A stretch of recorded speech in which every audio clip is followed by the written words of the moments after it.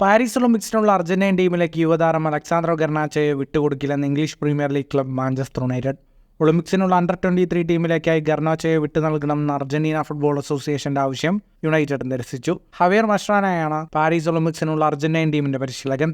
Nicholas Otamendi, Julian Alvarez എന്നിവർ Argentine ടീമിലുണ്ടാകും.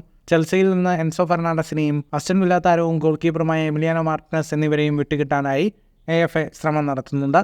അണ്ടർ-23 ടീമാണ് കളിക്കുന്നതെങ്കിലും ഈ പ്രായപരിധിയിൽപ്പെടാത്ത 3 സീനിയർ താരങ്ങളെ ടീമിൽ ഉൾപ്പെടുത്താനാകും. നേരത്തെ ലയണൽ മെസ്സി കളിച്ചേക്കുമെന്ന അഭ്യൂഹങ്ങളുണ്ടായിരുന്നു. എന്നാൽ സൂപ്പർ താരം ടീമിലുണ്ടാകില്ലെന്ന് ബന്ധപ്പെട്ടവർ തന്നെ പിന്നീട് സ്ഥിരീകരിച്ചു. ബ്രസീലിനെ തോൽപ്പിച്ചാണ് അർജന്റീന ഒളിമ്പിക്സ് യോഗ്യത ഉറപ്പിച്ചത്. 2008 ബെയ്ജിംഗ് ഒളിമ്പിക്സിൽ മെസ്സി കളിച്ച അർജന്റീന ടീം സ്വർണം നേടിയിരുന്നു.